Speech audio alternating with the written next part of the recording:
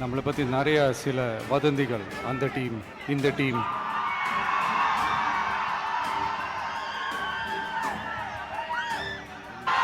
மதச்சார்பற்ற சமூக நீதி என்ற அந்த நிலைப்பாட்டிலேயோ எப்பவுமே சமரசம் வச்சிக்கவே மாட்டோம். எல்லாம் வல்ல இறைவனின் அருளால் நாம நினைச்ச டார்கெட்டை நம்மளால நிச்சயமா அடைய முடியும்.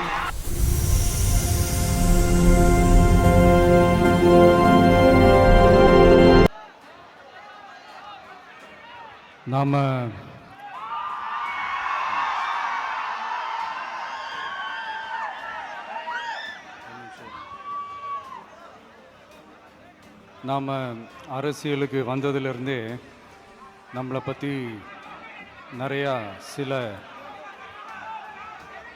வதந்திகள் எல்லாமே சொல்லிக்கிட்டு இருக்காங்க இல்லையா?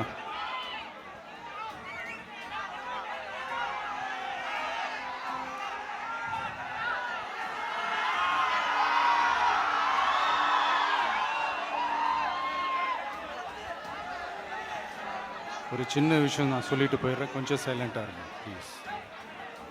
நாம் அரசியலுக்கு வந்ததிலிருந்தே நம்மளை பற்றி நிறையா சில வதந்திகள், அந்த டீம் இந்த டீம் அப்படிலாம் சொல்லிக்கிட்டு இருக்காங்க இல்லையா? ஆனால் இவர் எந்த டீமும் கிடையாது, மக்களுடைய டீம்,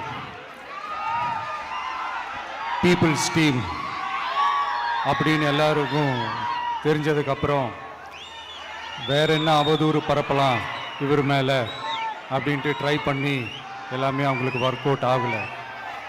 ஸோ கடைசியில் என்ன தான் இந்த விஜயை பண்ணலாம் அப்படின்னு நினைக்கும் போது தான் இந்த கூட்டணி அந்த கூட்டணிலாம் சேர போகிறாரு அப்படின்ட்டு ஒரு பொய்யான ஒரு பிரச்சாரத்தை பண்ணிக்கிட்டு இருந்தாங்க. இந்த நியூஸ் எல்லாம் கேட்டு நீங்கள் கொஞ்சம் கன்ஃபியூஸ் ஆகிருப்பீங்க. அதனால் இங்கே மறுபடியும் ஓப்பனாக தெளிவாக ஒரு விஷயத்தை நான் சொல்கிறேன். நாங்கள் எப்பவுமே மதச்சார்பற்ற கொள்கைன்றதில், அந்த ஸ்டாண்ட்லேயோ, மதச்சார்பற்ற சமூக நீதி என்ற அந்த நிலைப்பாட்டிலேயோ எப்பவுமே சமரசம் வச்சிக்கவே மாட்டோம். நம்மளுடைய தலைமையில தான் ஆட்சி அப்படின்றதுல எப்பவுமே உறுதியாக இருக்கிறோம்.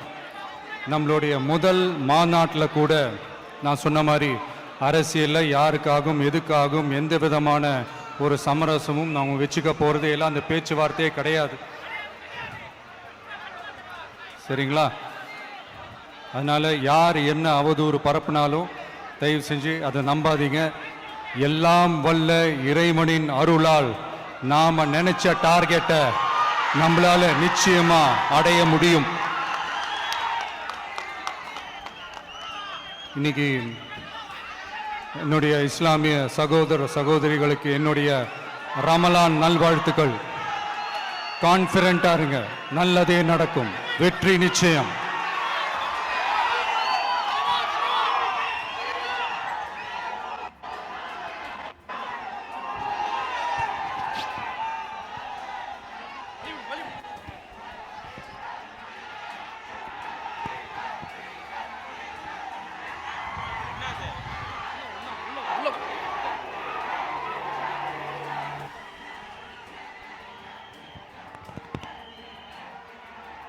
அனைவரும் அமைதியான முறையில் தங்களுடைய இருக்கைகளை அமரும்படி கேட்டுக்கொள்கிறோம்.